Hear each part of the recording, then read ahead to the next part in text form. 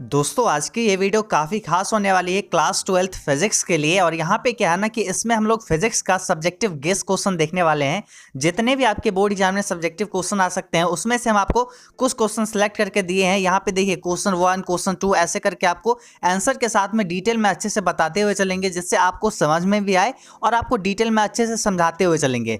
तो ऑलमोस्ट यहाँ पे ये क्लास जो है 1 घंटे की होने वाली है। आप लोग को क्या करना है, अपना कॉपी और कलम ले लेना है और साथ में क्वेश्चंस को अच्छे से लिखते हुए चलना है।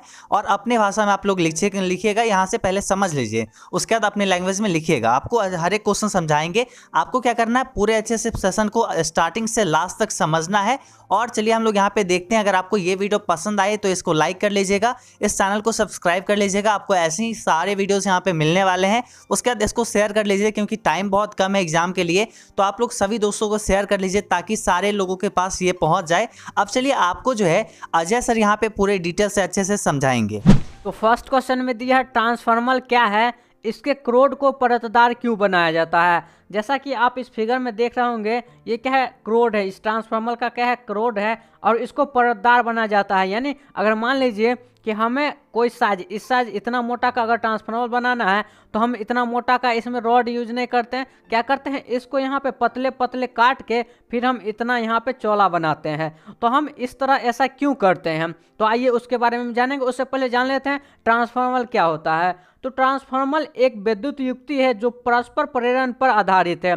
अब ये क्या है कि ये एक क्या है, विद्युत युक्ति है और ये किस पे आधारित है, तो म्यूचुअल इंडक्शन पे आधारित है। ये क्वेश्चन आपके ऑब्जेक्टिव में आ सकता है कि ट्रांसफार्मर का कार्य सिद्धांत क्या है, किस पे वो कार्य करता है, तो परस्पर प्रेरण पे काम करता है, यानी क्या म्यूचुअल इंडक्शन पे काम करता है। इसमें प्रत्यावर्ती वोल्टता को उच्च या निम्न प्रत्यावर्ती वोल्टता में बदला जाता है। अब ये ट्रांसफार्मर क्या करता है कि यदि मान लीजिए हाई वोल्टेज है तो हाई वोल्टेज को लो में कन्वर्ट कर देता है, अगर लो वोल्टेज है तो उसको हाई में कन्वर्ट कर देता है। जिस तरह से आप लोग देखते होंगे कि यहाँ पे क्या रहता है, गांव में ऊपर में कितना आता है, 11,000 वोल्ट आता है, फिर उसको यहाँ पे नीचे में क्या कर देता है, ट्रांसफार्मर लगा के 440 बना देता है। और एक यहाँ पर नाम सुनने क्या, स्टेबलाइजर का। तो स्टेबलाइजर का क्या काम है कि वो क्या करता है, अगर कम वोल्टेज रहता है ना, फिर वो क्या करता है, वोल्टेज को हाई कर देता है। तो ये सब क्या है, ट्रांसफार्मर का ही काम है। वो ट्रांसफार्मर के द्वारा ही क्या किया जाता है, वोल्टेज को अप या उसको डाउन किया जाता है। तो यहाँ से अगर बात करें ट्रांसफार्मर की टाइप की, तो उसके दो प्रकार हो गए। कौन कौन सा, तो एक होता है यहाँ पे अपचाई ट्रांसफार्मर और दूसरा यहाँ पे क्या होता है, उच्चाई ट्रांसफार्मर। एक को यहाँ पे स्टेप डाउन, दूसरे को स्टेप अप ट्रांसफार्मर कहते हैं। अब ये स्टेप डाउन स्टेप अप क्या होता है, इसको भी हम आपको समझा देते हैं। उससे पहले यहाँ पे बताते हैं इसके क्रोड को परतदार क्यों बनाया जाता है। तो देखिए क्रोड को परतदार इसलिए बनाया जाता है, अगर क्रोड को परतदार नहीं बनाते हैं तब उसमें क्या होता है, भंवर धारा उत्पन्न होने लगती है।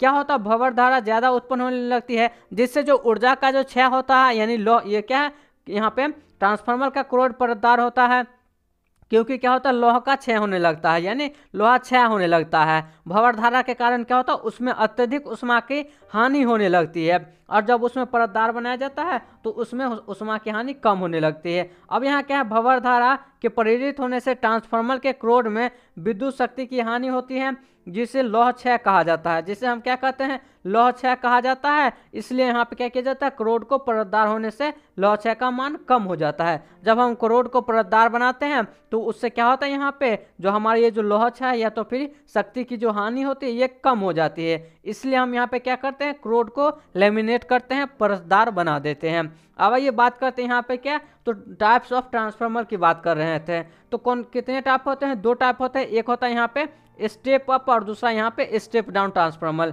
अब बात करते हैं यहाँ पे स्टेप अप ट्रांसफार्मर की। तो स्टेप अप ट्रांसफार्मर हम उस ट्रांसफार्मर को कहते हैं जो क्या करता है, यहाँ पे लो वोल्टेज से यहाँ पे हाई वोल्टेज में कन्वर्ट करता है। देखिए यहाँ पे नाम ही से ही स्पष्ट हो जाएगा क्या है, स्टेप अप, यानी क्या करता है कि ये आगे बढ़ाता है, लो वोल्टेज को ज़्यादा में कन्वर्ट करता है। और दूसरा टाइप क्या है यहाँ पे, स्टेप डाउन।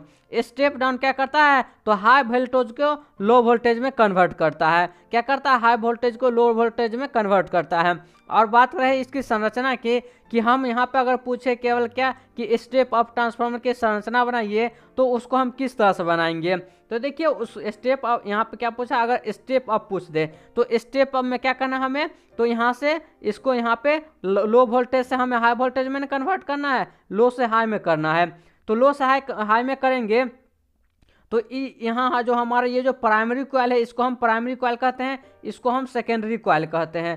तो यहाँ पे क्या करना, हमें लो से हाई में बदलना है। तो यहाँ पे इस साइड जो हमारा होगा यानी सेकेंडरी कॉइल होगा, इसमें जो नंबर ऑफ टर्न्स होगा यानी ये क्या है, नंबर ऑफ टर्न्स है ये, तो ये ज़्यादा रखेंगे हम, ये एन अगर इस साइड हम ज़्यादा रखेंगे तब हमारा क्या होगा, यहाँ पे स्टेप अप ट्रांसफॉर्मर बनेगा। अगर इस साइड ये एन ज़्यादा रहता है नंबर ऑफ टर्न्स, तब क्या बनता है, स्टेप डाउन ट्रांसफॉर्मर बनता है। तो ये यहाँ पे देख लिया, यहाँ पे ट्रांसफॉर्मर के प्रकार क्या होते हैं, उसके परत को यहाँ पे क्या किया जाता है, उसको करोड़ को परतदार क्यों बनाया जाता है, ये सब हम देख लिए। अब ये बात करते हैं नेक्स्ट क्वेश्चन की। तो दूसरे क्वेश्चन में है कि फोटोन तथा इलेक्ट्रॉन की डी ब्रोगली तरंगदैर्घ्य समान है, किसकी ऊर्जा अधिक होगी। अब यहाँ पे बोला है कि दो, एक है यहाँ पे इलेक्ट्रॉन और दूसरा यहाँ पे क्या है, फोटोन है। दोनों की जो यहाँ पे क्या है, डी ब्रोगली यानी तरंगदैर्घ्य यानी लैम्डा क्या है, इक्वल है। अब पूछा है इसकी ऊर्जा क्या होगी। तो अब एनर्जी के बारे में बात करना है हमें। तो देखिए लैम्डा तो यहाँ पे इक्वल है, तो हम जानते हैं कि लैम्डा यानी डी ब्रोगली तरंगदैर्घ्य में लैम्डा बराबर क्या होता है, तो एच बटे यहाँ पे रूट अंडर क्या होता है, 2me होता है। एच प्लैंक कांस्टेंट, एम मास हो गया और ई यहाँ पे एनर्जी हो गई, और ये तो लैम्डा यानी तरंगदैर्घ्य है। तो अब यहाँ पे क्या करते हैं, हम दोनों साइड स्क्वायर कर देते हैं, यहाँ पे भी स्क्वायर यहाँ पे भी स्क्वायर। तो अब क्या हो जाएगा, एच स्क्वायर बटे यहाँ पे 2me हो जाएगा। अब यहाँ से अगर हम ई बराबर निकालेंगे तो क्या हो जाएगा, एच बटे यहाँ पे 2m लैम्डा स्क्वायर हो जाएगा, लैम्डा स्क्वायर हो जाएगा। अब यदि हम रिलेशन निकालते हैं तो ई इज क्या होता है, इन्वर्सली प्रोपोर्शनल 1/m के हो जाता है, क्या हो जाता है, 1/m के हो जाता है। अब हमें पता लगाना है कि फोटोन और इलेक्ट्रॉन में किसकी मास ज़्यादा है।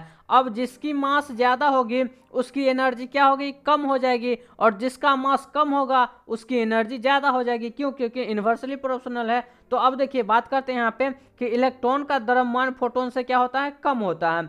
अब इलेक्ट्रॉन का जो यहाँ पे द्रव्यमान होता है वो फोटोन से क्या होता है, कम होता है। तो अब इलेक्ट्रॉन का यहाँ पे एनर्जी क्या होगा, ज़्यादा होगा।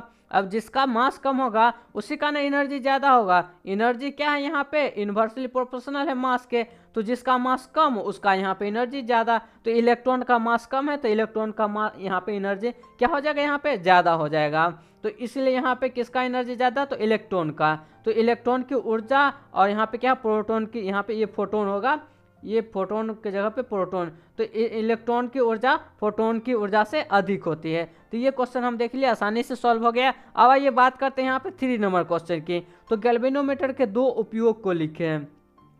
तो देखिए गैल्वेनोमीटर के 2 उपयोग को लिखना है, ये इसका हम उपयोग कहाँ कहाँ करते हैं। तो इसका उपयोग सबसे पहले हम निम्न धारा को मापने के लिए करते हैं, ये भी मालूम होना चाहिए। अब देखिए इसमें कौन कौन से 2 उपयोग हैं। तो इसके समांतर क्रम में निम्न प्रतिरोध जोड़कर एमीटर बनाया जाता है, इसके समानांतर क्रम में निम्न प्रतिरोध जोड़कर एमीटर बनाया जाता है, यानी गैल्वेनोमीटर को हम एमीटर बनाते हैं। इसके श्रेणी क्रम में उच्च प्रतिरोध को जोड़कर वोल्टमीटर बनाया जाता है। वोल्टमीटर ये इसको हम किस तरह से बनाते हैं, और एमीटर, तो एमीटर में क्या करते हैं, हम शंट लगा देते हैं जिससे एमीटर बन जाता है, और वोल्टमीटर में हम यहाँ पे उच्च रेसिस्टेंस लगा देते हैं जिससे यहाँ पे क्या बन जाता है, तो वोल्टमीटर बन जाता है। यानी गैल्वेनोमीटर को एमीटर और वोल्टमीटर दोनों बना सकते हैं। और गैल्वेनोमीटर क्या करता है, तो बहुत ही कम धारा को मापता है, यानी मान लीजिए 0 से लेकर 5 मिली एम्पियर तक के ही धारा को माप पाता है। ये क्या है, तो गैल्वेनोमीटर। तो अब यहाँ पे आइए नेक्स्ट क्वेश्चन देखते हैं। क्या 4 नंबर क्वेश्चन में कूलम के नियम की सीमाएं क्या है। कूलम जो यहाँ पे नियम दिए थे उनकी कौन कौन सी सीमाएं हैं। कूलम का जो नियम है वो उनकी कौन कौन सी सीमाएं, वो क्या होता है यहाँ पे, तो Q1 into Q2 bye are square. ये क्या था, कूलम का यहाँ पे नियम के थ्रू निकला था। तो अब इसकी सीमाएं क्या क्या है। तो देखिए इसका जो सीमाएं है वो फर्स्ट यहाँ पे है कि यह मूलतः विरामा अवस्था में बिंदु आवेश के लिए सत्य है। अब देखिए कूलम यहाँ पे जो नियम होता है वो किस पे अप्लीकेबल होता है, तो यहाँ पे स्टैटिक चार्ज पे अप्लीकेबल होता है। किस पे एप्लीकेबल होता है, तो स्टैटिक चार्ज, यानी जो चार्ज क्या है यहाँ पे विराम में है, रेस्ट में जो चार्ज है उस पे क्या होता है, कूलम लॉ अप्लीकेबल है। अगर बात करते हैं यहाँ पे मोशन में, यदि कोई चार्ज मोशन में है तो उस कंडीशन में हम क्या करते हैं, वहाँ पे कूलम लॉ फेल हो जाता है, उस पर कूलम लॉ काम नहीं करता है। अब दूसरा यहाँ पे पॉइंट क्या है कि यह नियम कम तथा अधिक दूरों के लिए सही है।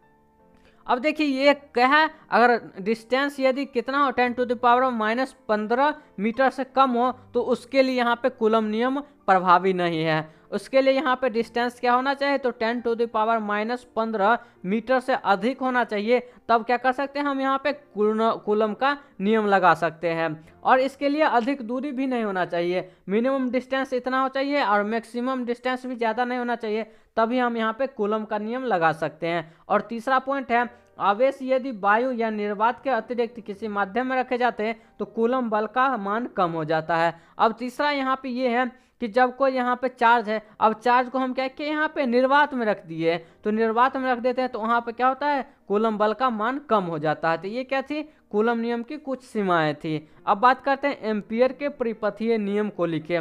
5वां नंबर क्वेश्चन है कि एम्पियर के परिपथीय नियम को लिखना है। तो देखिए एम्पियर ने क्या, एम्पियर जो यहाँ पे थे, एम्पियर सर्किट लॉ इसे हम कहते हैं। तो एम्पियर बताए थे कि कोई यदि चार्ज है, ये चार्ज के अगर चारों ओर हम क्या करते हैं, वृत्ताकार पास बना देते हैं। अब यहाँ से हम क्या करते हैं, ये जो पॉइंट है इस पॉइंट पे कितना यहाँ पे क्या होगा, मैग्नेटिक फील्ड होगा, वो हम यहाँ पे निकाल लेते हैं।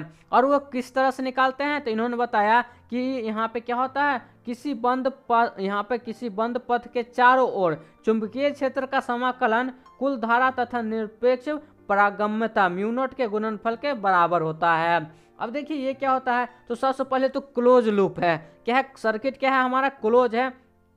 अब जैसे कि मान लीजिए ये क्या है, कोई एक सर्किट है, अब इसके अंदर ये क्या है, कोई चार्ज है, तो अब इसके चार्ज को यहाँ पे हम क्या करते हैं, इसी के चार्ज को हम यहाँ पे एम्पियर सर्किट लॉ के थ्रू निकालते हैं। अब मान लीजिए कि जब यहाँ पे क्या है, बंद पथ नहीं है, तब हम कौन सा नियम लगाएंगे, तो जब बंद पथ नहीं रहता है तब यहाँ पे हम बायो सवार्ट नियम लगाते हैं। क्या लगाते हैं, बायो सवार्ट नियम। और जब बंद पथ रहता है तो हम सिंपल सा एम्पियर सर्किट लॉ का यूज करके उसका यहाँ पे हम मैग्नेटिक फील्ड निकाल लेते हैं। तो ये क्या करता है, यहाँ पे म्यू नॉट के यहाँ पे गुणनफल के बराबर होता है क्या, मैग्नेटिक फील्ड, और उसमें जितना धारा प्रवाहित हो रहा है। तो ये क्या है, यहाँ पे क्लोज है, तो ये क्या हो गया, क्लोज हो गया। अब यहाँ हो गया बी डॉट यहाँ पे D L is equal to क्या हो जाएगा, म्यू नॉट आई हो जाएगा। क्या हो जाएगा, म्यू नॉट आई, यानी ये हमारा म्यू नॉट क्या हो गया, तो निरपेक्ष पारगम्यता हो गया। अब यहाँ पे क्या है, आई, यानी उस सर्किट के अंदर कितना धारा है उसको मल्टीप्लाई कर देंगे तो वहाँ से हमारा क्या निकल जाएगा, एम्पियर के परिपथीय नियम लिखना है तो वो यहाँ पे निकल जाएगा। अब आइए बात करते हैं यहाँ पे 6 नंबर क्वेश्चन की, एन टाइप एवं पी टाइप अर्धचालक में अंतर स्पष्ट करें। अब बताना है कि एन टाइप और पी टाइप अर्धचालक क्या होता है। तो सबसे पहला पॉइंट यदि हम देखते हैं तो एन टाइप अर्धचालक किससे बनता है, तो जब अर्धचालक में पंच संयोगी अशुद्धि परमाणु मिलाए जाते हैं तो एन टाइप अर्धचालक प्राप्त होता है। अब पंच संयोजी का मतलब क्या है कि पेंटावेलेंट यहाँ पे अशुद्धि मिलाते हैं। सबसे पहले देख लीजिए कि अर्धचालक में अशुद्धि हम क्यों मिलाते हैं, अर्धचालक में अशुद्धि क्यों मिलाते हैं, तो अर्धचालक की कंडक्टिविटी बढ़ाने के लिए, उसकी चालकता को बढ़ाने के लिए उसमें हम अशुद्धि मिलाते हैं, जिसको हम यहाँ पे क्या कहते हैं, डोपिंग कहते हैं, जिसको हम क्या कहते हैं, डोपिंग कहते हैं। अब यहाँ पे बात आई क्या कि यहाँ पे एन टाइप में, तो एन टाइप में हम पेंटावेलेंट अशुद्धि मिलाते हैं। यदि कोई अर्धचालक में जब हम क्या करते हैं, पेंटावेलेंट अशुद्धि मिलाते हैं तो हमें क्या प्राप्त होता है, एन टाइप सेमीकंडक्टर प्राप्त होता है। अब पी टाइप में देखते हैं तो पी टाइप सेमीकंडक्टर कब प्राप्त होता है, तो कोई अर्धचालक है उसमें हम क्या करते हैं, यहाँ पे ट्राइवेलेंट अशुद्धि मिलाते हैं, ट्राइवेलेंट यहाँ पे इम्प्योरिटी मिलाते हैं, तब हमें क्या होता है, पी टाइप सेमीकंडक्टर प्राप्त होता है। ये फर्स्ट पॉइंट था। अब सेकेंड पॉइंट है कि एन टाइप अर्धचालक में बहुसंख्यक वाहक इलेक्ट्रॉन तथा अल्पसंख्यक वाहक यहाँ पे होल्स होते हैं। अब एन टाइप की बात कर लेते हैं। तो एन टाइप में यहाँ पे मेजोरिटी चार्ज जो कैरियर होता है, क्या होता है, मेजोरिटी चार्ज कैरियर, वो क्या होता है, यहाँ पे इलेक्ट्रॉन होता है, और माइनॉरिटी चार्ज कैरियर क्या होता है, यहाँ पे होल्स होता है। यानी बात करें तो पी टाइप और यहाँ पे क्या है, एन टाइप, तो एन और पी टाइप दोनों में क्या होता है, इलेक्ट्रॉन और होल होता है, जिसके कारण इसमें धारा प्रवाहित होती है। अब बात करते हैं तो एन और पी दोनों में क्या होता है, इलेक्ट्रॉन और होल होता है, लेकिन एन टाइप में इलेक्ट्रॉन की संख्या ज़्यादा होती है, जिससे क्या होगा, यहाँ पे मेजोरिटी चार्ज कैरियर यहाँ पे इलेक्ट्रॉन हो जाता है, और पी टाइप में क्या होता है, बहुसंख्यक वाहक क्या होता है, यहाँ पे होल हो जाता है, और अल्पसंख्यक वाहक इलेक्ट्रॉन हो जाता है। यानी पी टाइप सेमीकंडक्टर में किसके कारण इलेक्ट्रिसिटी पास होता है, तो यहाँ पे होल्स के कारण, और एन टाइप में इलेक्ट्रॉन के कारण इलेक्ट्रिसिटी पास होता है। तो ये दोनों क्या था, इसका अंतर था, यानी पी टाइप और एन टाइप में क्या अंतर है। अब आइए 7 नंबर क्वेश्चन देखते हैं, आवर्धन एवं आवर्धन क्षमता में क्या अंतर है। बहुत ही अच्छा क्वेश्चन है ये, क्या आवर्धन और आवर्धन क्षमता में क्या अंतर है। तो देखिए आवर्धन सबसे पहले बात कर लेते हैं। तो आवर्धन क्या होता है? प्रतिबिंब और वस्तु के आकार का अनुपात। अब मान लीजिए प्रतिबिंब है और उसके वस्तु के आकार का अनुपात को हम क्या करते हैं? आवर्धन कहते हैं। आवर्धन हो गया ये। अब आवर्धन क्षमता क्या होता है? तो यदि प्रतिबिंब द्वारा आंख पर बनाए गए कोण तथा वस्तु द्वारा आंख पर बनाए गए कोण का अनुपात होता है। अब देख लीजिए कि यहाँ पे कोई आई है, ये क्या है? यहाँ पे आंख है। अब कोई प्रतिबिंब है, तो प्रतिबिंब का इसके साथ कितना एंगल बना, और जो यहाँ पे क्या है? बिंब था। बिंब मतलब क्या है कि जो वस्तु था उससे यहाँ पे आंख के साथ कितना एंगल बना है। अब उस दोनों के अनुपात को हम क्या कहते हैं यहाँ पे? तो आवर्धन क्षमता कहते हैं, मैग्नीफाइंग पावर कहते हैं। अब दूसरा पॉइंट है कि रेखीय आवर्धन, लीनियर, यहाँ पे जो मैग्नीफाइंग पावर होता है, यानी रेखीय आवर्धन क्या है? V/U का मान V के बढ़ने से बढ़ता है। यानी बात करते हैं आवर्धन, तो आवर्धन क्या होता है? जब यहाँ पे V का मान बढ़ता है तो आवर्धन बढ़ने लगता है। और जब यहाँ पे बात करते हैं आवर्धन क्षमता में, तो V के मान बढ़ने से क्या होता है? आवर्धन क्षमता घटने लगता है। और आवर्धन में क्या होता है? ये बढ़ने लगता है और आवर्धन क्षमता में घटने लगता है। अब आइए बात करते हैं यहाँ पे क्या? तो 8 नंबर क्वेश्चन की। 8 नंबर क्वेश्चन में है कि विद्युत चुम्बकीय प्रेरण के लेंज नियम को लिखे। क्या है? विद्युत चुम्बकीय प्रेरण के लेंज नियम को लिखे। तो अब देखिए लेंज नियम क्या होता है? तो लेंज नियम होता है कि जिसके कारण जो वो लेंज यहाँ पे फोर्स होता है वो उत्पन्न हुआ है, तो जिसके कारण वो उत्पन्न हुआ है उसी का विरोध करता है। तो ये यहाँ पे क्या होता है? लेंज नियम हो जाता है। अब जैसे कि फैराडे का जो द्वितीय नियम था वहीं से क्या आता है? ये लेंज लॉ भी यहाँ पे आता है। अब देखिए किसी परिपथ में प्रेरित विद्युत वाहक बल की दिशा इस प्रकार होती है कि वह उसकी कारण विरोध करती है जिसके कारण वह उत्पन्न होती है हुई है। क्या होता है ना कि लेंज नियम जो है, यहाँ पे लेंज जो है वो यहाँ पे विद्युत, यहाँ पे मान लीजिए कोई क्या है? इंड्यूस्ड ईएमएफ है। क्या है? इंड्यूस्ड ईएमएफ है, जिसको हम ई से डिनोट करते हैं। तो ये जिसके कारण इंड्यूस्ड ईएमएफ किसके कारण उत्पन्न हुआ है उसी को विरोध करता है। अब ये उत्पन्न कैसे होता है तो इसके बारे में थोड़ी सी बात कर लेते हैं। आप लोग इसे अच्छी तरह से सुनिए और याद कर लीजिए। तो यहाँ पे बात करते हैं इंड्यूस्ड ईएमएफ। तो ईएमएफ कब उत्पन्न होता है? तो मान लीजिए कोई परिनालिका है या कोई सर्किट है या परिनालिका है। जब इसमें धारा प्रवाहित होती है, एसी हो या डीसी, तो डीसी होगा तब मैग्नेटिक फील्ड क्या होना चाहिए? यहाँ पे इंक्रीजिंग होना चाहिए। अब देखिए यहाँ पे धारा में भी चेंज है। अगर इसमें हम एसी धारा प्रवाहित करते हैं तब यदि मैग्नेटिक फील्ड कांस्टेंट है तब भी इसमें क्या होगा? यहाँ पे ईएमएफ उत्पन्न होगा। और अगर इसमें डीसी धारा प्रवाहित कर रहे हैं और मैग्नेटिक फील्ड कांस्टेंट है तब इसमें क्या होगा? हमारे ईएमएफ उत्पन्न नहीं होगा। तो ईएमएफ उत्पन्न नहीं क्यों होगा इसके बारे में जान लेते हैं। तो देखिए ईएमएफ कब उत्पन्न होता है? जब इसमें क्या होता है? हमारा विद्युत फ्लक्स चेंज होता है। विद्युत फ्लक्स जब चेंज होता है तब हमारा क्या होता है? उसमें ईएमएफ उत्पन्न होता है। तो विद्युत फ्लक्स कब चेंज होगा? तो उसमें क्या होता है? मैग्नेटिक फील्ड चेंज करता है या यहाँ वहाँ पे करंट का वैल्यू हमेशा चेंज करते रहता है, तब उसमें विद्युत फ्लक्स चेंज होता है। विद्युत फ्लक्स चेंज होने से क्या होता है? यहाँ पे पोटेंशियल डिफरेंस बनता है दो पॉइंट के बीच, और जिससे हमारा इंड्यूस्ड ईएमएफ बनता है। और इंड्यूस्ड ईएमएफ से क्या होता है? इंड्यूस्ड करंट भी बनता है, ये भी जान लीजिए। तो यहाँ से हमारा इंड्यूस्ड ईएमएफ बनता है, इस तरह से हमारा ये बनता है। अब ये क्या होता है कि किसके कारण ये ईएमएफ उत्पन्न हुआ है? अब जिसके कारण उत्पन्न हुआ, ये क्या हुआ है? यहाँ पे फ्लक्स में चेंज होने से ही ईएमएफ उत्पन्न हुआ है, यानी d∅/dt। यानी टाइम के साथ जब ये फ्लक्स चेंज हो रहा है किसी भी परिनालिका में, उसके कारण ईएमएफ उत्पन्न हुआ। अब ये किसके कारण उत्पन्न हुआ? तो फ्लक्स के, अब इसका ही अपोज करेगा, इसका ही विरोध करेगा। तो विरोध करता है तो यहाँ पे क्या लगा देते हैं? माइनस यहाँ पे लगा देते हैं। और ये जो n है, ये n क्या दर्शाता है? तो देखिए ये n क्या दर्शाता है उसके बारे में बात कर लेते हैं। ये कोई परिनालिका हो गई, ये परिनालिका है। अब यहाँ पे इसमें कितना नंबर ऑफ टर्न्स है? इस नंबर ऑफ टर्न्स को हम यहाँ पे कैपिटल N से डिनोट करते हैं। तो ये हो जाएगा E बराबर -n d∅/dt। और ये माइनस जो साइन है, ये माइनस साइन यहाँ पे क्या डिनोट करता है? तो ये लेंज नियम को डिनोट करता है कि जिसके कारण ये ईएमएफ उत्पन्न हुआ है उसी को विरोध कर रहा है।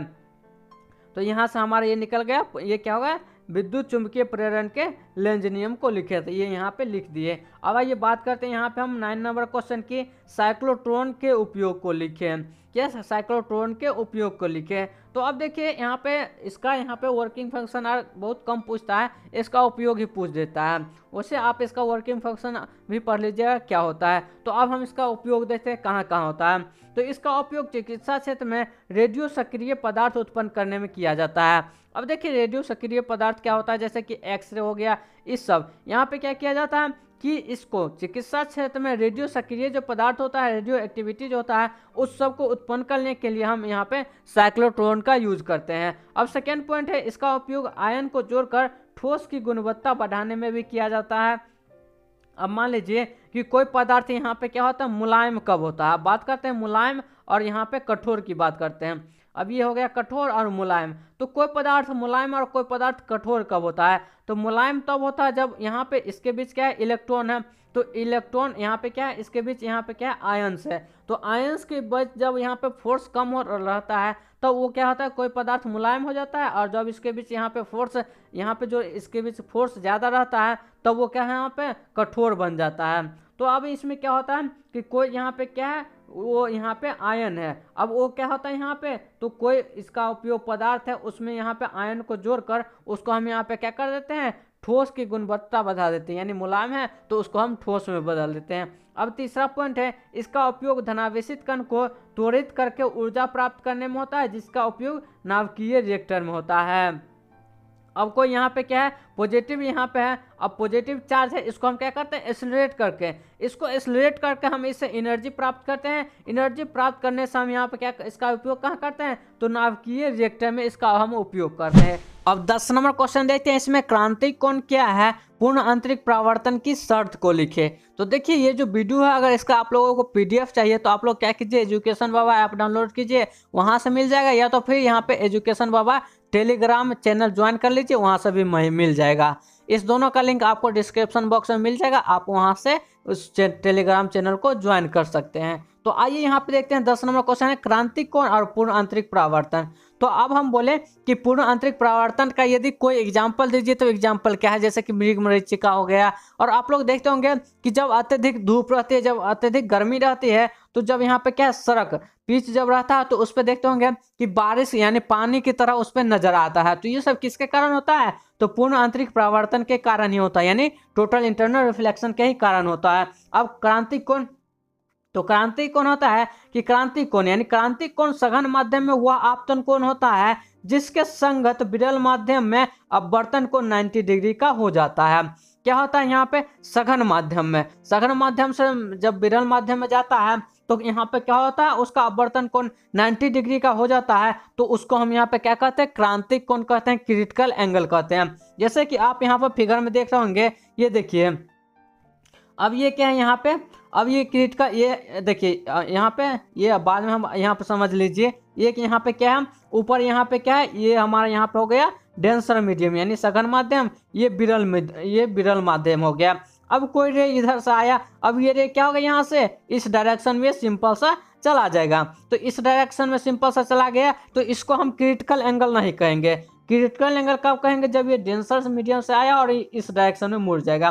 क्या होगा, इस डायरेक्शन में मुड़ जाएगा, तब हम क्या कहेंगे, इसको यहाँ पे क्रिटिकल एंगल करेंगे। यानी ये जो एंगल बनाया इसको हम यहाँ पे क्या कहेंगे, तो क्रिटिकल एंगल कहेंगे। तो सेम यहाँ पे देख रहे होंगे आप लोग फिगर में, ये क्या है यहाँ पे, तो एक रे इस डायरेक्शन से आया और इस डायरेक्शन यानी ये सीधा ना जाकर ये क्या हुआ, यहाँ पे इस डायरेक्शन में मुड़ गया और इसके साथ यहाँ पे 90 डिग्री का एंगल बना लिया। तो इसको हम यहाँ पे क्या कहते हैं, तो क्रिटिकल एंगल कहते हैं। और ये यहाँ पे डेंसर मीडियम है और ये बाहर यहाँ पे क्या है, तो रेयरर मीडियम है। तो ये हमारा हो गया, यानी ये μ2 मान लेते हैं किसको, तो डेंसर मीडियम को। और इसको अगर μ1 मान लिए तो μ2 क्या होता है, यहाँ पे ग्रेटर देन μ1 होता है, यानी μ2 का मान μ1 से यहाँ पे ज्यादा होता है। अब बात करते हैं पूर्ण आंतरिक परावर्तन की शर्त। उससे पहले हम जान लेते हैं ये पूर्ण आंतरिक परावर्तन होता क्या है।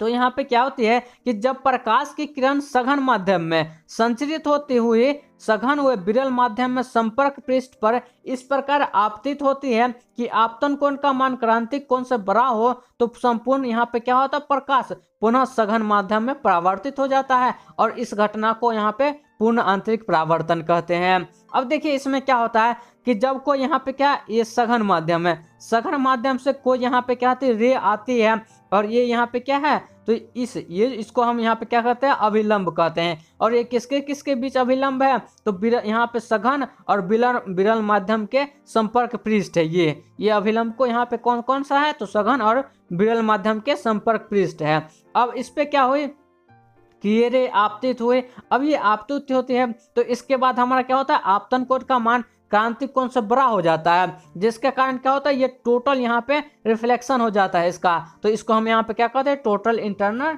रिफ्लेक्शन कहते हैं। जैसा कि आप लोग इस फिगर में देख रहे होंगे, ये हमारा रेड वाला यहाँ से क्या आया, तो ये रेड वाला यहाँ से आया, ये क्या था, क्रांतिक कोण से छोटा था। तो ये छोटा था तो ये क्या हो गया, यहाँ से ये रेड वाला यहाँ आया और इस डायरेक्शन में चला गया। अब ये टोटल इंटरनल रिफ्लेक्शन नहीं हुआ। अब दूसरा यहाँ पे ब्लैक वाला आप देख लेंगे, तो ब्लैक वाला यहाँ से आया और इस डायरेक्शन में यहाँ पे टोटल यहाँ पे क्या हुआ, रिफ्लेक्ट हो गया। तो ये हमारा क्या हो गया, कब, तो ये जब क्रिटिकल एंगल से ज़्यादा हुआ तब क्या हुआ, ये टोटल इंटरनल रिफ्लेक्शन हो गया। तो ये यहाँ पे हो गया पूर्ण आंतरिक परावर्तन। अब इसकी शर्तें क्या क्या है, तो एक शर्त तो अभी हम आपको बता दिए कि क्या होना चाहिए, क्रिटिकल एंगल से बड़ा होना चाहिए। तो आपतन कोण का मान क्या होना चाहिए, क्रांतिक कोण से बड़ा होना चाहिए। दूसरा शर्त यहाँ पे क्या है कि प्रकाश की किरण सघन माध्यम से विरल माध्यम में जाना चाहिए। अब देखिए प्रकाश की जो किरण है वो सबसे पहले सघन माध्यम से विरल माध्यम में जाना चाहिए, और दूसरा यहाँ पे कंडीशन है क्रांतिक कोण से जो आपतन कोण का मान है वो बड़ा होना चाहिए, तब क्या होगा, हमारा पूर्ण आंतरिक परावर्तन होगा, अन्यथा क्या होगा, यहाँ पे पूर्ण आंतरिक परावर्तन नहीं होगा। अब बात करते हैं यहाँ पे नेक्स्ट क्वेश्चन 11 नंबर की, कि न्यूनतम धारिता पाने के लिए दिए गए संधारित्र को किस प्रकार जोड़ेंगे और क्यों जोड़ेंगे। अब देखिए हम बोल दिए क्या, आपके पास दो संधारित्र, एक C1 है एक C2 है। आप दो संधारित्र को किसी भी प्रकार से जोड़िए, और किस प्रकार से जोड़िएगा जिससे क्या होगा कि संधारित्र का मान हमें मिनिमम आएगा, सबसे कम आएगा। तो हम उस किस प्रकार से जोड़िएगा वो हमें बता दीजिए, और आएगा कम तो क्यों आएगा। तो देखिए इसका हम मान निकाल के बताते हैं आपको क्यों आएगा और कैसे आएगा। तो देखिए सबसे पहले यहाँ पे क्या है, दो यहाँ पे संधारित्र ले लिए, एक C1 और एक C2 ले लिए। अब दोनों को हम क्या करेंगे, श्रेणी क्रम में जोड़ेंगे। अब यहाँ पे ये क्या है, संधारित्र की बात कर रही है ना। अगर यही क्वेश्चन आपको रेसिस्टेंस दे दे, प्रतिरोध दे दे, तब सेम क्वेश्चन को आप किस तरह से बनाइएगा। तो देखिए यहाँ पे प्रतिरोध की बात कर लेते हैं। तो जब प्रतिरोध हमें बोलेगा कि हमें क्या कहिए, दो प्रतिरोध है और हमें क्या चाहिए, तो सबसे समतुल्य प्रतिरोध से भी कम चाहिए, तब उसको हम यहाँ पे समांतर क्रम में जोड़ते हैं। यहाँ पे जब प्रतिरोध रहता है तो उसको समांतर क्रम में जोड़ेंगे, तब हमारा क्या आएगा यहाँ पे, तो उसकी न्यूनतम प्रतिरोध आएगी। और यहाँ पे बात है क्या, संधारित्र की, संधारित्र को हम क्या करेंगे, श्रेणी क्रम में जोड़ेंगे, तो हमें न्यूनतम धारिता आएगी, न्यूनतम कैपेसिटेंस आएगी। तो दोनों बात समझ लीजिए, दोनों में क्या है, एक रेसिस्टेंस की जब बात होगी तो समांतर क्रम में जोड़ेंगे, और जब यहाँ पे बात है संधारित्र यानी कैपेसिटर की, तो उसमें हम श्रेणी क्रम में जोड़ेंगे, यानी सीरीज कॉम्बिनेशन में जोड़ेंगे। तो अब इसको जोड़ के बताते हैं। तो न्यूनतम धारिता के लिए सभी संधारित्र का संयोजन श्रेणी क्रम में किया जाएगा। जैसा कि यहाँ पे क्या है, दो संधारित्र हम ले लिए C1 और C2। अब श्रेणी क्रम में तुल्य धारिता C हम यहाँ पे मान लिए, C इक्विवेलेंट मान लिए। अब C इक्विवेलेंट बराबर हम निकालते हैं। तो C इक्विवेलेंट यानी जब सीरीज कॉम्बिनेशन होता है तो आपको मालूम होगा 1/C इक्विवेलेंट क्या होता है, 1/C1 प्लस यहाँ पे 1/C2। अब इसको हम यहाँ पे क्या ले लिए, एलसीएम ले लिए। तो ये क्या हो जाएगा, C1 इंटू C2 हो जाएगा, ऊपर में C2 प्लस यहाँ पे C1 हो जाएगा। अब ये 1/C इक्विवेलेंट था, अब C इक्विवेलेंट क्या हो जाएगा हमारा, तो C1 इंटू C2 बट्टे यहाँ पे क्या हो जाएगा, C1 प्लस C2 हो जाएगा। तो यहाँ से हमारा निकल गया C इक्विवेलेंट निकल गया। अब आइए बात करते हैं यहाँ पे, ये क्या था यहाँ पे, तो सीरीज कॉम्बिनेशन था ना। अब पैरेलल कॉम्बिनेशन की बात करते हैं। तो पैरेलल कॉम्बिनेशन में यदि C इक्विवेलेंट निकालते तो क्या होता, C1 प्लस C2 होता। तो अब देखिए C1 प्लस C2, तो ये जो C निकला, यानी ये जो C, ये C और ये C, तो ये C जो होगा, ये इसका जो C इक्विवेलेंट निकला, ये इस दोनों से ज़्यादा ही ना होगा। अब ये C1 है, ये C2 है, अब C इक्विवेलेंट निकाला तो ये दोनों को जोड़कर, तो ये कभी भी होगा, ये C1 से ज़्यादा होगा और C2 से भी ज़्यादा होगा। और बात करते हैं यहाँ पे जब सीरीज कॉम्बिनेशन में हम जोड़े तब देखिए यहाँ पे क्या है, तो C1 इंटू C2 बट यहाँ पे क्या है, C1 प्लस C2। अब इसका जो वैल्यू होगा ये क्या होगा, C1 से भी छोटा होगा और C2 दोनों से छोटा होगा। तो यहाँ पे हमारा क्या आ गया, न्यूनतम धारिता आ गई ना। तो न्यूनतम धारिता प्राप्त करने के लिए हमें किस में जोड़ना चाहिए, तो सीरीज कॉम्बिनेशन में जोड़ना चाहिए। कब, जब संधारित्र की बात हो। जब प्रतिरोध की बात हो तो हमें पैरेलल यानी समांतर क्रम में जोड़ेंगे, तब हमें न्यूनतम प्रतिरोध आएगा। अब यहाँ पे देखते हैं C का मान C1 तथा यहाँ पे क्या है C का मान C1 और C2 में न्यूनतम से भी छोटा होता है। यही कारण है कि श्रेणी क्रम में धारिता कम होती है। एक ही आवेश श्रेणी क्रम में सभी संधारित्र पर होता है, पर विभव यहाँ पे क्या है, विभव का पतन योग बढ़ जाता है, यानी पोटेंशियल उसमें बढ़ जाता है। बाकी बात उसमें क्या है, चार्ज हमेशा बराबर ही रहता है जितना भी कैपेसिटर है उस पर। अब आइए बात करते हैं यहाँ पे 12 नंबर क्वेश्चन की।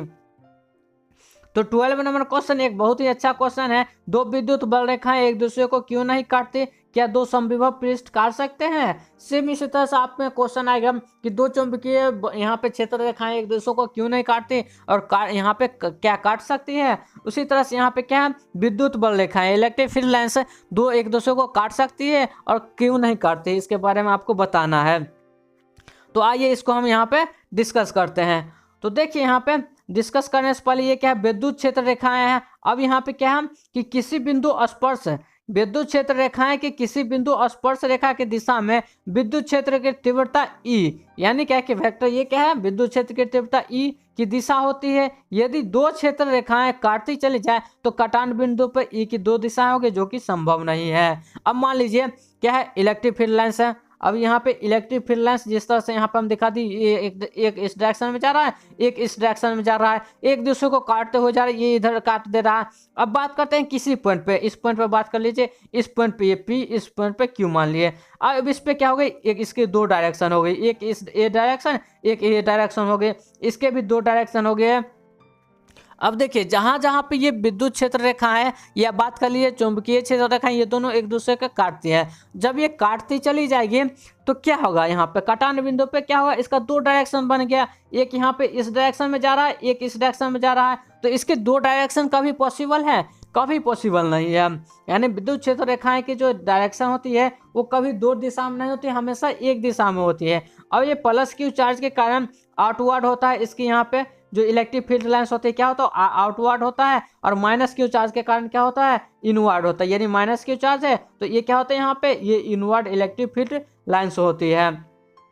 तो यहाँ पे क्या है, एक ही डायरेक्शन है। अब एक ही डायरेक्शन है, अगर ये एक दूसरे को काटे तो कटान बिंदु पे इसका दो डायरेक्शन हो जाता है, जिसके कारण क्या होता है, यहाँ पे एक दूसरे को नहीं काटती है। अब बात करते हैं दो समविभव यानी इक्विपोटेंशियल काट सकते हैं। तो विद्युत समविभव तल विद्युत क्षेत्र की तीव्रता के लंबवत होती है। अब ये तो मालूम है कि ये जो समविभव होता है इक्विपोटेंशियल सरफेस, ये क्या होते हैं, इलेक्ट्रिक फील्ड लाइन्स की लंबवत होती है। यदि यहाँ पे दो समविभव तल विच्छेदी होंगे तो एक ही बिंदु पे एक ही दो दिशाएं होगी, जो कि संभव नहीं, यानी एक दो दिशाएं होंगे। अब जब ये काटेगा तो यहाँ पे दो दिशा होगी, जो कि संभव नहीं है। तो इसलिए क्या होगा, दो समविभव भी सतह एक दूसरे को नहीं काट सकते हैं। तो ये हम बात किए किसमें, विद्युत बल रेखाएं में बात किए, यानी इलेक्ट्रिक फील्ड लाइन्स में बात किए। अब बात करते हैं चुंबकीय फील्ड लाइन्स में।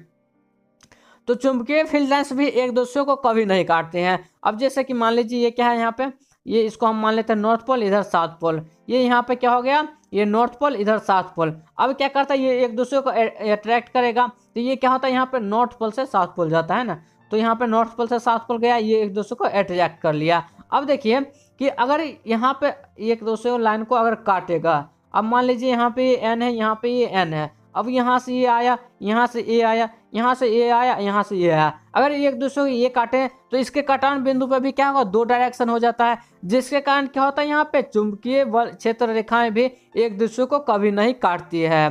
तो ये दोनों जान गए कि विद्युत क्षेत्र रेखाएं और चुंबकीय क्षेत्र रेखाएं एक दूसरे को क्यों नहीं काटती। अब बात करते हैं यहाँ पे 13 नंबर, शंट क्या है, इसके दो उपयोग को लिखे। शंट क्या है और इसके दो उपयोग को बताना है कि शंट का उपयोग हम कहाँ कहाँ करते हैं। तो शंट जो होता है एक निम्न प्रतिरोध का गैल्वेनोमीटर, जो यहाँ पे शंट क्या होता है, एक निम्न प्रतिरोध का युक्ति होती है, जिसको हम यहाँ पे गैल्वेनोमीटर में पार्श्ववर्ती यानी क्या कि यहाँ पे क्या लगाते हैं, पैरेलल में लगा देते हैं। यह एक क्या है, सुरक्षा युक्ति भी है। अब ये क्या है, यहाँ पे सुरक्षा युक्ति है। अब ये सुरक्षा क्या करती है, तो जो सर्किट है उस सर्किट को जलने से बचा लेती है। अब शंट के उपयोग क्या है, तो अधिक यहाँ पे धारा के खतरे से गैल्वेनोमीटर की सुरक्षा हो जाती है। अब मान लीजिए कि एक यहाँ पे क्या है, ये गैल्वेनोमीटर है, गैल्वेनोमीटर है। अब यहाँ पे हम क्या किए, यहाँ पे हम एक शंट लगा दिए। अब इससे हम यहाँ पे क्या आया, हमारा धारा प्रवाहित हुआ। अब मान लीजिए ये धारा क्या है, गैल्वेनोमीटर क्या आपको मालूम होगा कि ये बहुत ही कम धारा को माप पाती है, इतना तो मालूम है आपको। ये क्या कर निम्न धारा को मापती है, तो ये क्या करते हैं यहाँ पे 0 से 5 मिली एम्पियर को धारा को मापती है। अब 5 मिली एम्पियर हम यहाँ पे 5 एम्पियर की धारा प्रवाहित कर दें इस सर्किट से, तो 5 एम्पियर की कभी धारा ये गैल्वेनोमीटर सह पाएगा? नहीं ना सह पाएगा, इसलिए क्या हुआ, ये टूट जाएगा। तो टूटने से बचाने के लिए हम इसमें क्या किए, शंट का उपयोग किए।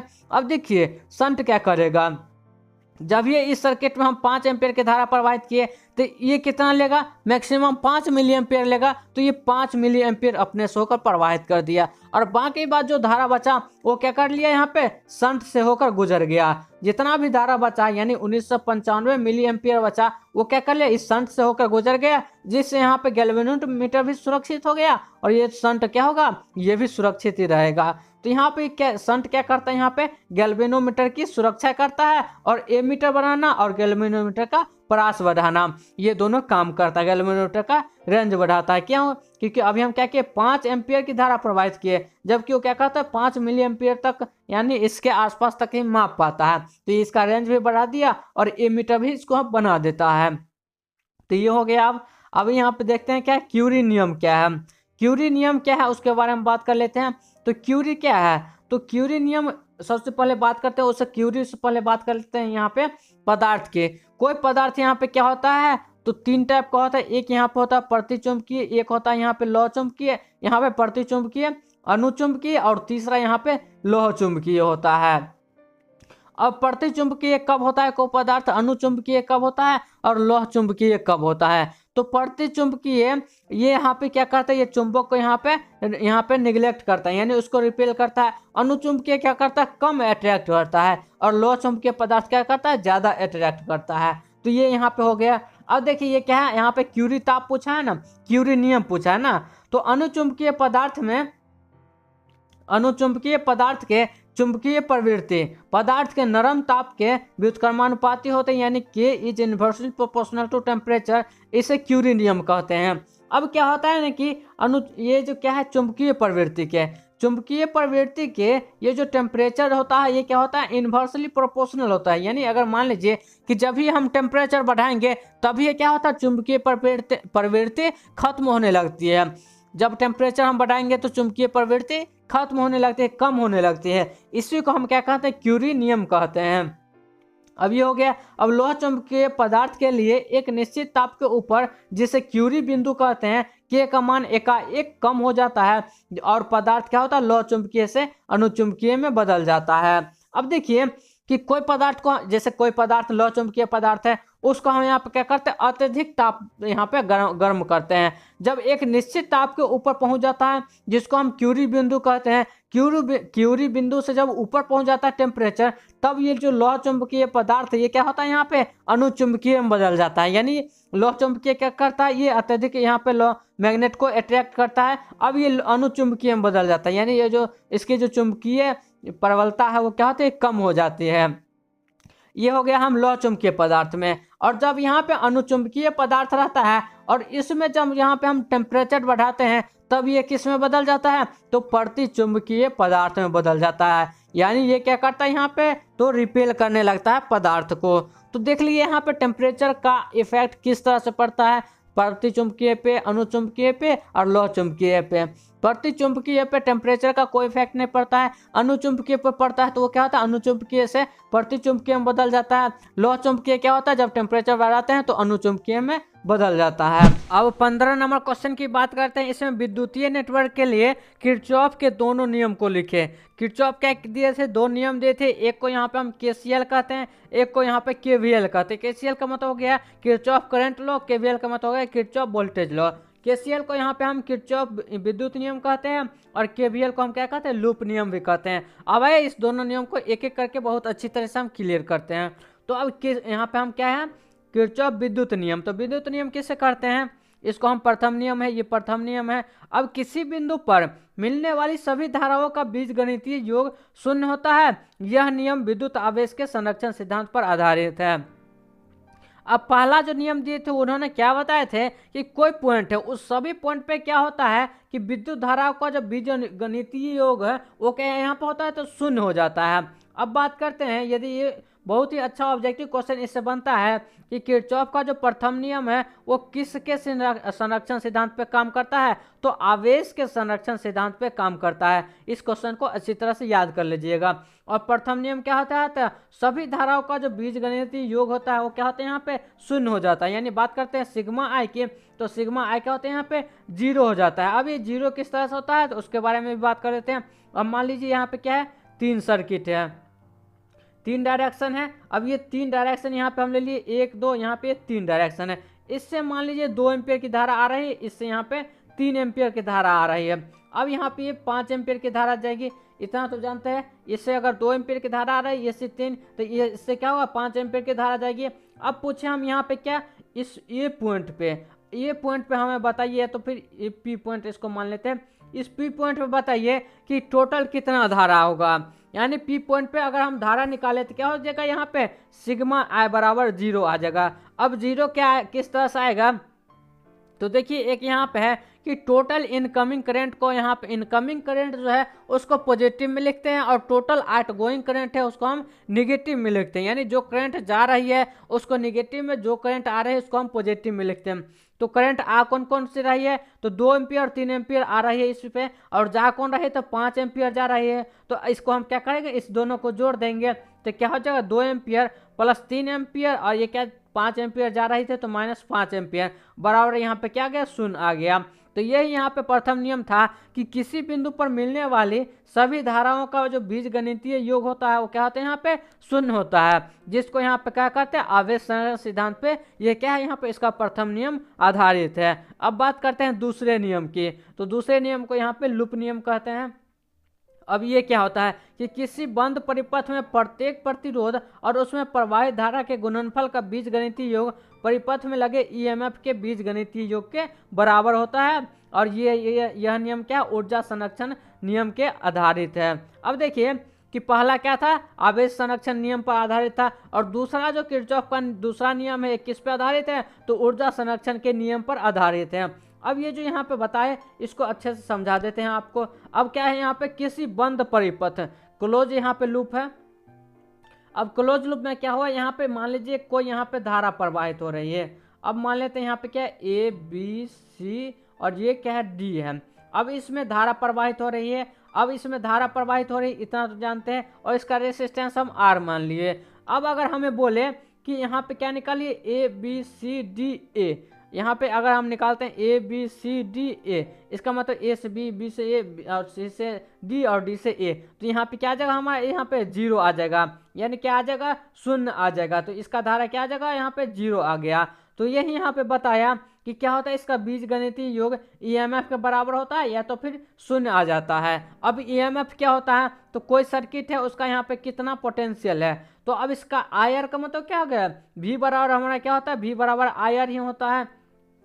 तो यही पोटेंशियल हो गया, तो टोटल ईएमएफ के बराबर होता है। ये इसको हम क्या कहते हैं, लूप नियम भी कहते हैं। और इसका मतलब क्या हो गया, सिग्मा आई आर बराबर, यानी सिग्मा आई आर बराबर 0 या तो फिर सिग्मा डेल्टा भी बराबर यहाँ पे क्या हो जाएगा, 0 हो जाएगा। तो ये यहाँ पे ये नियम हो गया कौन, द्वितीय नियम किसका, तो किरचॉफ का द्वितीय नियम हो गया। और यहाँ से एक और क्वेश्चन आते हैं, व्हीटस्टोन ब्रिज क्या है। तो व्हीटस्टोन ब्रिज भी इसी क्वेश्चन से बनता है। उसमें क्या होता है कि यहाँ पे 2, उसमें 3 ये यहाँ पे हो गया, यहाँ पे एक रेसिस्टेंस, यहाँ पे दूसरा रेसिस्टेंस, यहाँ पे तीसरा, और यहाँ पे ये चौथा रेसिस्टेंस। 2 यहाँ पे 3 रेसिस्टेंस होता है, R1 यहाँ पे R3, ये R2 यहाँ पे ये R4, यहाँ पे R4। 3 रेसिस्टेंस का हमें वैल्यू मालूम होता है, उसके वजह से हम क्या करते हैं, चौथे रेसिस्टेंस का वैल्यू निकाल लेते हैं, उसको हम यहाँ पे व्हीटस्टोन ब्रिज कहते हैं। और संतुलित व्हीटस्टोन ब्रिज कब होता है, ये सब भी यहाँ पे आप लोग पढ़ लीजिएगा। अब ये बात करते हैं यहाँ पे कार्बन कलर कोड की। तो कार्बन कलर कोड क्या है, इसके बारे में बात करते हैं और अच्छी तरह से देखते हैं इसका क्या होता है। और इसका हम आपको एक शॉर्ट ट्रिक बता देंगे, जिसका इसका जितना भी कलर कोड है वो आपको याद हो जाए। तो देखिए कार्बन कलर कोड यानी प्रतिरोधकों का प्रतिरोध ऊपर बने रंगीन पट्टियों द्वारा सूचित करने वाले कोड को ही कार्बन कलर कोड कहते हैं। इसमें 4 पट्टियां रहती है जो क्रमशः दहाई, इकाई, इसके घात और एवं अशुद्धि का परास सूचित करती हैं। अब ये कार्बन कलर का जरूरत क्यों पड़ा, तो देखिए जो रेसिस्टेंस होता है वो बहुत छोटा है होता है। ये कार्बन कलर कोड का जो प्रतिरोध होता है ये बहुत छोटा होता है, इस पे लिखना यानी संभव नहीं है, उतना छोटा दिखेगा नहीं। इसलिए क्या करते हैं, इस पे हम कलर कोड के द्वारा उसका प्रतिरोध हमें बता देते हैं। क्या करते हैं, ये यहाँ पे मान लीजिए कोई प्रतिरोध है, इस पे कलर लगा दिए, इस कलर से आप बता सकते हैं कि इसमें कितना प्रतिरोध होगा। तो वह इसको हम यहाँ पे कार्बन कलर कोड कहते हैं। और इसमें टोटल 4 पट्टी रहती है। क्या रहते हैं, 4। पहला यहाँ पे दहाई का अंक होता है, दूसरा यहाँ पे इकाई का अंक होता है, तीसरा इसका घात होता है, और चौथा इसका क्या होता है, अशुद्धि या परास या टॉलरेंस को बताता है। जिस तरह से यहाँ पे हम बता दिए R बराबर रेसिस्टेंस निकालना है किसी कार्बन प्रतिरोध का, तो ए बी गुने यहाँ पे 10⁻C हो जाएगा, जो यहाँ पे C है, और प्लस माइनस क्या हो जाएगा यहाँ पे D%, यानी जितना टॉलरेंस है यानी अशुद्धि मिलाया है, ये यहाँ पे 10%, 5% इस तरह से होता है। तो यहाँ पे हो गया। अभी तो कार्बन कलर कोड देखें क्या होता है। अब देखिए इसमें 4 पट्टियाँ होती है, ये भी आपको मालूम है। अब देखिए यहाँ पे किस तरह की होती है, तो यहाँ पे हम आपको फिगर दिखाएं ये किस तरह की होती है। तो इसमें 4 पट्टी है, देखिए 1 हो गया, 2 हो गया, 3 हो गया, 4 हो गया, 4 पट्टी है। पहला यहाँ पे क्या होता है, ये जो यहाँ पे दहाई का अंक होता है, यानी क्या कि दहाई का अंक हो गया। ये जो दूसरा ग्रीन कलर का है ये यहाँ पे इकाई का अंक होता है। तीसरा क्या होता है यहाँ पे, तो मल्टीप्लायर होता है। फर्स्ट को यहाँ पे क्या कहते हैं, फर्स्ट डिजिट, सेकंड को सेकंड डिजिट, तीसरा यहाँ पे क्या होता है मल्टीप्लायर, और चौथा यहाँ पे क्या होता है टॉलरेंस होता है, यानी कितना % उसमें अशुद्धि है, ये होता है। अब इसको हम किस तरह से निकालते हैं उसके बारे में भी बात करते हैं। उससे पहले कुछ पॉइंट है उसको देख लीजिए। सीरीज से पहले 2 धारियां ओम में प्रतिरोध के पहले 2 सार्थक अंकों को निर्देशित करते हैं, यानी ये जो 2 धारियां हैं ये क्या करती है, ओम में प्रतिरोध के पहले 2 सार्थक अंकों को निर्देशित करती हैं। और तीसरी धारी दशमलव गुणांकों को दर्शाती है। ये तीसरी जो धारी है ये दशमलव गुणांकों को दर्शाती है। और अंतिम धारी प्रतिरोध में प्रतिशत विचरण को दर्शाती है। इससे पता लगता है कि ये कितने प्रतिशत कम या अधिक हो सकता है। ये दर्शाती है कि ये कितने, यानी अभी प्लस माइनस D% बताए नहीं, कितने प्रतिशत अधिक और यहाँ पे कम हो सकते हैं ये बताता है। अब बात करते हैं शॉर्ट ट्रिक। तो शॉर्ट ट्रिक क्या होता है यहाँ पे, B.B. रॉय, यहाँ पे क्या होता है B.B. Roy was a great Britain has very good wife. इस तरह से इसका होता है, ये जो B है ये 1, ये 2 हो गया, ये 3 हो गया, ये 4 हो गया, ये 5 हो गया, इस तरह से 6, 7, 8, 9 इस तरह से होता है। ये B हो गया black, brown, orange, yellow, orange यहाँ पे हो गया येलो, इस तरह से होता है। अब बात करते हैं यहाँ पे, ये तो हो गया। अगर B यहाँ पे क्या है, ये ब्लैक, ये क्या है यहाँ पे, और यहाँ पे रेड है, तो रेड यहाँ पे हो गया दहाई का अंक, यानी 3 हो गया, 3। अब यहाँ पे ऑरेंज हो गया तो ऑरेंज यहाँ पे हो जाएगा इसका। उसके बाद मल्टीप्लायर हो जाएगा तो मल्टीप्लाई इंटू 10⁻, जो आएगा। अब 10⁻ हम किस तरह से डिसाइड करते हैं, तो यहाँ पे इस तरह से डिसाइड करती है। अगर मान लीजिए R हो गया, ये हुआ, ये यहाँ पे होता है 10⁻0, ये हो गया 10⁻1, 1 हो गया। ये क्या होता है 10⁻2 होता है, ये होता है यहाँ पे 10⁻3। इस तरह से हम मल्टीप्लाई यहाँ पे डिसाइड करते हैं और उसका वैल्यू निकाल लेते हैं। तो उसका वैल्यू किस फॉर्मूले पे निकालते हैं, तो यहाँ पे दिया है रेसिस्टेंस इक्वल तो क्या होता है AB गुने 10⁻, जो आएगा वहाँ पे वो, और प्लस माइनस क्या होगा यहाँ पे D, यहाँ पे कितना % हो उसमें, यहाँ पे कमी और ज़्यादा होगा यानी बढ़ोतरी होगी, वो यहाँ पे दर्शाता है। अब इसमें क्या है, ये चांदी है ना, जैसे देखिए इसमें क्या रहता है, यहाँ पे ये चांदी कलर रहता है या गोल्डन रहता है। तो गोल्डन का यहाँ पे होता है यहाँ पे प्लस माइनस 10%, इस तरह से इसका यहाँ पे ये टॉलरेंस होता है। अब आइए बात करते हैं यहाँ पे 17 नंबर क्वेश्चन की, कि विद्युत शक्ति से आप क्या समझते हैं, इसका व्यावसायिक मात्रा रखते हैं, इसका कमर्शियल मात्रा क्या होता है वो भी आपको बताना है, और विद्युत शक्ति क्या होती है। तो देखिए कार्य करने की जो दर होती है उसको हम यहाँ पे क्या कहते हैं, शक्ति कहते हैं। जो यहाँ पे कार्य करने की दर होती है उसको हम शक्ति कहते हैं। तो किसी विद्युत परिपथ में धारा प्रवाहित करने पर प्रति सेकंड जो कार्य किया जाता है उस कार्य की मात्रा को हम क्या कहते हैं, विद्युत शक्ति कहते हैं। यानी क्या हो गया कि कार्य कर रहे हैं हम, यहाँ पे वर्क कर रहे हैं, और कब, तो प्रति सेकंड कर रहे हैं, यानी क्या कि कार्य करने की दर को हम यहाँ पे शक्ति कहते हैं। तो किसी विद्युत परिपथ में क्या किया जाता है, धारा प्रवाहित करते हैं, तो प्रति सेकंड में जो यहाँ पे वर्क करता है उसको हम यहाँ पे विद्युत शक्ति कहते हैं। और विद्युत शक्ति को हम यहाँ पे उसका मात्रक क्या होता है, तो वाट होता है। क्या होता है यहाँ पे, वाट उसका मात्रक होता है, और इसका एक और मात्रक होता है HP होता है, यानी हॉर्स पावर होता है, ये भी होता है। और विद्युत शक्ति क्या हो गया, तो कार्य बटे समय हो गया, और वर्क अपन यहाँ पे क्या होगा, टाइम।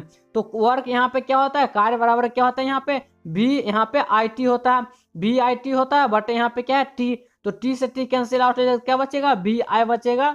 और वी आई यहाँ पे हो गया, देखिए वी और आई हो गया, यानी वोल्टेज इनटू करंट हो गया। अब इसको हम रेसिस्टेंस में बदलना चाहें तो रेसिस्टेंस में किस तरह से बदल सकते हैं, तो आपको मालूम होगा V बराबर क्या होता है, आई आर होता है। तो V की जगह पे आई आर रखते हैं, क्या हो जाएगा, आई स्क्वायर आर हो जाएगा। ये भी क्या है, यहाँ पे शक्ति का ही मात्रक है, आई आर जो है ये भी इतना शक्ति ही होगा। अगर मान लीजिए वोल्टेज नहीं दिया, हमें केवल धारा और रेसिस्टेंस दिया है, तो हम इस फॉर्मूले से यहाँ पे उसका शक्ति निकाल सकते हैं। अगर वोल्टेज और धारा दिया है तो इस फॉर्मूले से उसका हम शक्ति निकाल सकते हैं। तो ये दोनों फॉर्मूला है। अब यहाँ पे इसका क्या होता है, यहाँ पे तो यूनिट होता है वाट। अब इसका हम कमर्शियल यूनिट देखते हैं क्या होता है। उससे पहले देखते हैं, यदि 1 वाट अगर हम आपको लिख के दे दे तो इसका क्या मतलब होगा वो हमें बताइए। तो 1 वाट का मतलब होता है कि 1 एम्पीयर की धारा 1 वोल्ट विभवांतर वाले परिपथ में 1 सेकंड तक प्रवाहित की जाती है। तो उस परिपथ में क्या होता है, 1 वाट का मान होता है। यानी 1 एम्पीयर की धारा 1 वोल्ट का विभवांतर और 1 सेकंड तक प्रवाहित किया जाता है, तब उस परिपथ में जो शक्ति का मान होता है वो क्या होता है, यहाँ पे 1 वाट होता है। तो ये हमारा हो गया 1 वाट। अब 1 वाट बराबर क्या हो गया, 1 जूल पर सेकेंड हो गया। अब यहाँ पे क्या होता है, 1 किलो वाट, ये क्या होता है, 1 किलो वाट आवर। अब इसमें बहुत अच्छा क्वेश्चन एक ऑब्जेक्टिव बनता है कि किलो वाट आवर किसका यूनिट है।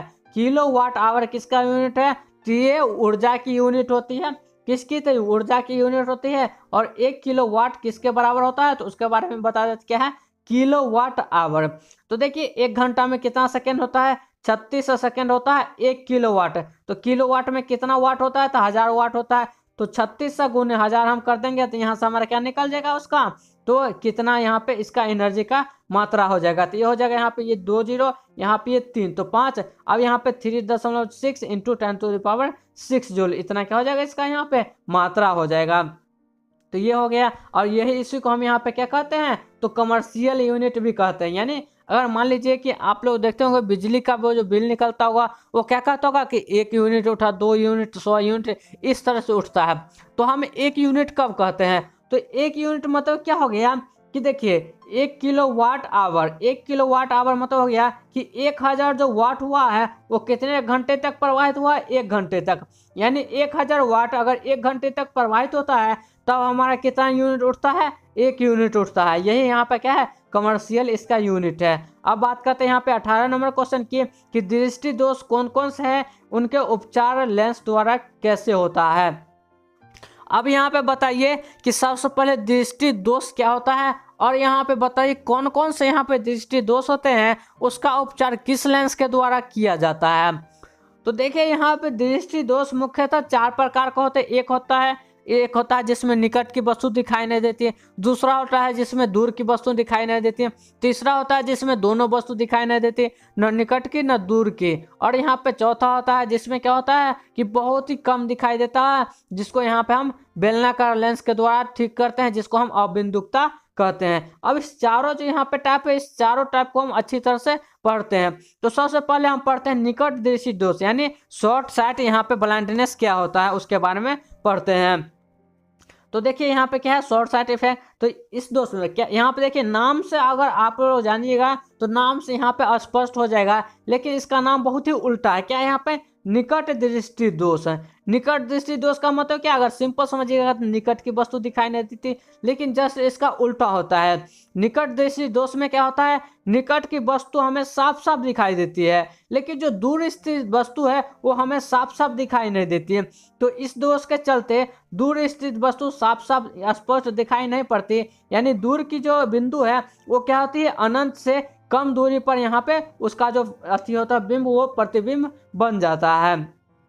तो अनंत स्थित बिंब का प्रतिबिंब रेटिना से पहले ही बन जाता है, जिसके कारण वो वस्तु हमें दिखाई नहीं देती, और निकट की वस्तु तो हमें साफ साफ दिखाई देती है। अब देखिए जो व्यक्ति यहाँ पे निकट दृष्टि दोष से पीड़ित है तो वो उसको ठीक करने के लिए क्या किया जाना चाहिए, तो इस दोष को दूर करने के लिए चश्मे में अवतल लेंस का उपयोग करना चाहिए, यानी ऋणात्मक क्षमता वाला यहाँ पे क्या होगा, लेंस उपयोग करेगा, जिससे उसका यहाँ पे निकट दृष्टि दोष दूर हो जाएगा, यानी दूर की भी वस्तु साफ साफ दिखाई देने लगेगी।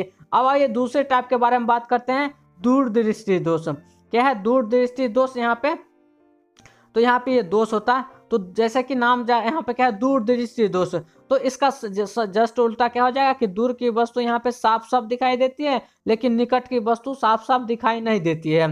तो इस दोष के कारण नजदीक स्थित वस्तु स्पष्ट दिखाई नहीं पड़ती, यानी नजदीक बिंदु क्या हो 25 सेंटीमीटर से अधिक हो जाती है। आदर्श निकट बिंदु पर स्थित बिंब का प्रतिबिंब रेटिना के पीछे बन जाता है। इस दोष को दूर करने के लिए हमें चश्मे में उत्तल लेंस का यानी धनात्मक क्षमता वाला प्रयोग किया जाता है, जिसके कारण क्या होता है यहाँ पे, तो वस्तु का प्रतिबिंब यहाँ पे नजदीक बिंदु पर बनाता है। अब मान लीजिए कि कोई चश्मा जैसे हम लगाते हैं तो चश्मा से क्या होता है, यहाँ पे वो वस्तु हमें दिखने लगती है, तो यहाँ पे क्या करता है, प्रतिबिंब का जो यहाँ पे ये बिंब का जो प्रतिबिंब हो वो यहाँ पे नजदीक बनाने लगता है, जिससे हमारा दूरदृष्टि दोष है वो यहाँ पे ठीक हो जाता है। अब दूरदृष्टि दोष में क्या होता है, तो दूर की वस्तु साफ साफ दिखाई देती है लेकिन निकट की वस्तु साफ साफ दिखाई नहीं देती। इसको दूर करने के लिए हमें उत्तल लेंस का उपयोग करते हैं, यानी धनात्मक क्षमता वाले लेंस का उपयोग करते हैं। और तीसरा टाइप आता है जरा दृष्टि। तो जरा दृष्टि क्या होता है, तो इस स्थिति में दूर एवं नजदीक दोनों स्थित वस्तुओं स्पष्ट दिखाई नहीं पड़ती, यानी दूर बिंदु अनंत से कम तथा नजदीक बिंदु 25 सेंटीमीटर से बड़ा हो जाता है। यह बुढ़ापे का रोग है। इस अवस्था में सिलियरी मांसपेशियां ढीली पड़ जाती है और आंख का स्पंदन क्षमता क्या होता है, यहाँ पे घट जाता है, जिसके कारण हमें क्या होता है, ये रोग उत्पन्न हो जाती है। अब बात आती है इसको हम दूर कैसे करें, तो इसे दूर करने के लिए हम क्या करते हैं, द्विफोकली लेंस का उपयोग करते हैं। चश्मे में किसका उपयोग करते हैं, द्विफोकली लेंस यानी बाइफोकल लेंस का उपयोग करते हैं। जिससे क्या होता है हमारा ये जो यहाँ पे ये जो दूर दृष्टि कौन सा, तो जरा दृष्टि दोष है, ये हमें ठीक हो जाता है, यानी दूर की भी वस्तु ठीक ठाक दिखाई देने लगती है और यहाँ पे निकट की वस्तु भी दिखाई देने लगती है। ये हमारा तीसरा टाइप। और चौथा टाइप आता है अबिंदुकता। अब आइए अबिंदुकता के बारे में बात करते हैं। तो ये यहाँ पे है कि इस दोष में आंख के लेंस के गोलीय प्रकृति में समरूपता नहीं रहती, यानी देखिए कि आंख का जो लेंस होता है उसमें गोलीय प्रकृति की समरूपता नहीं रहती, वो चेंज होता है, जिसके कारण ऑर्थोगोनल डायरेक्शन में लेंस की फोकस दूरी समान नहीं रहती, अतः आंख को दो लंबवत स्थित वस्तुओं स्पष्ट दिखाई नहीं पड़ती है। यानी मान लीजिए कि यहाँ पे आंख है, अब इसके सामने दो लंबवत वस्तु यहाँ पे स्थित है, तो वो क्या होती है, यहाँ पे अस्पष्ट दिखाई नहीं देती हैं। अस्पष्ट दिखाई क्यों नहीं देती, क्योंकि इसका जो गोलीय प्रकृति होता है वो समरूपता यानी एक समान नहीं रहता है। अब ये तो हो गया यहाँ पे वो दिखाई नहीं देती। अब यहाँ पे जिससे ऑर्थोगोनल डायरेक्शन में लेंस की फोकस दूरी समान नहीं रहती, अतः आंख को दो यहाँ पे लंबवत स्थित वस्तु दिखाई नहीं पड़ती। कॉर्निया की वक्रता असमान हो जाती है, कॉर्निया की वक्रता भी असमान हो जाती है। यह दोष डायरेक्शनल होती है, जिसे दूर करने के लिए हमें बेलनाकार लेंस का उपयोग किया जाता है। अब बात आती है कि अबिंदुकता दोष को दूर करने के लिए हमें किस प्रकार के लेंस का उपयोग करना चाहिए, तो बेलनाकार लेंस का उपयोग करना चाहिए, नहीं सिलिंड्रिकल लेंस का उपयोग करना चाहिए। तो ये यहाँ पे 18 नंबर क्वेश्चन था। अब 19 नंबर क्वेश्चन आती है कि देहली आवृत्ति कार्यफलन की परिभाषा प्रकाश विद्युत प्रभाव के संदर्भ में करें। यानी क्या कि थ्रेशोल्ड फ्रीक्वेंसी क्या होता है, कार्यफलन क्या होता है, इस दोनों का यहाँ पे परिभाषा करिए कि क्या होता है। तो बात करते हैं यहाँ पे सबसे पहले हम थ्रेशोल्ड फ्रीक्वेंसी यानी देहली आवृत्ति की।